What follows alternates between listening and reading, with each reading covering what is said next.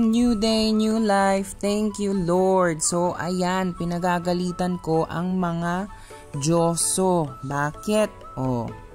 Pagising ko nina umaga, ayan. Di ba ang linis? Ihi.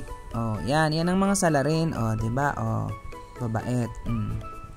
Yang si PB okay naman kasi nakakulong siya. Pero yan dalawa, since nakakawala nga sila ngayon, di ba? Kate. Kating-kate si Lucy. So, since malaya nga yung dalawa, ayan, saan sila umiihi. So, nakalimutan ko kasi ibaba yung basahan kagabi. So, same routine, kunin ko yung dalawa, iupo ko sa bangko, kita nyo naman, behave sila.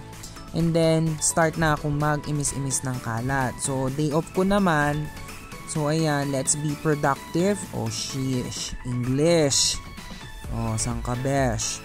Ayan, walis-walis lang kasi mamaya makikita nyo na naman ang mga chismis ni Lucy. Opo, most po ng balahibo ay galing kay Lucy.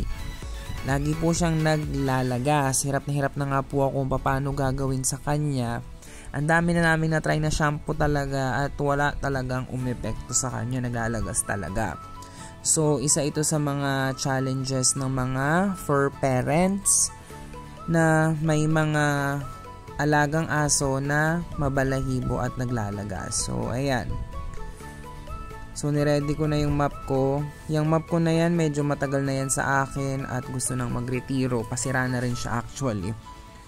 So, ayan, makikita nyo, nililibagan ko yung semento. Yung sahig pala, sorry.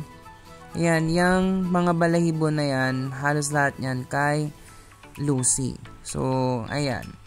Nalilinis ko lang to. Nalilinis ko lang to from Monday to Wednesday. Tapos Saturday, Sunday. Kasi pag Thursday, Friday, gabi na kaming nakaka-uwi. Dahil nga may part-time class ako.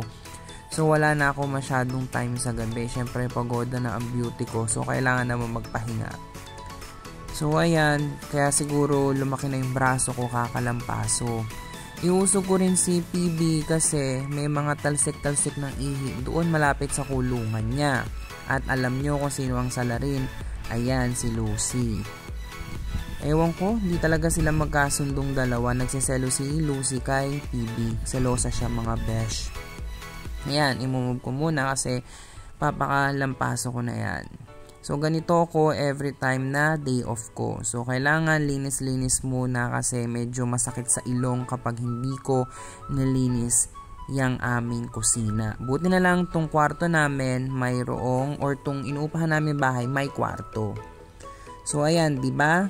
Sa last vlog ko, nilinis ko na yan. So, ngayon, lilinisin ko ulit kasi laging natatambakan ng gamit yan. Pag talagang nakaluwag-luwag na gusto kong palitan yung lamesa pero bahala na. Ang hirap kasi mag-ipon ng gamit lalo na kung hindi ka naman talaga permanente dito sa bansang to. Pero syempre mas maganda na yung medyo masarap talaga sa mata. So ayan, imis-imis lang ulit ng kalat. Medyo malaki kasi itong apartment namin. So ayan, unahan ko na kayo sa mga magtatanong. Ang rent namin dito is $100 or parang nasa 5K plus sa pera natin. And may aircon na siya. Opo, murang-mura na po yan lalo na kung nasa Phnom Penh ka. Kadalasan po kasi studio type lang, as in wala pong kwarto. Nasa 150 na po. So jackpot na po kami dito. At kagandahan pa, ang nagsosold mismo ng kuryente is ako po mismo tsaka ng tubig. So iyon, walang daya ang nagaganap. Ayun, kaya medyo hirap alisan ng bahay na to kasi mura nga siya. Yun nga lang, hindi siya fully furnished ha. So, yung mga gamit na nakikita nyo sa loob ng bahay na to is naipundar po namin. Opo, binili po namin. Kaya kung magde-decide kami na aalis na sa bansang to, kailangan it's either ibenta or i-donate. Ayan. Tingnan nyo po, malinis na. Mga Diyoso, meron na naman kayong dudumihan. So, malinis yan ngayon. Ewan ko lang mamaya hanggang bukas dudumi na ulit yan. So, yung kusina, yung pinakalababo, may makeover ko yan pag medyo nakaluwag-luwag na at may time. So, ayan. Diba? Ngiti-ngiti na sila. Happy yarn!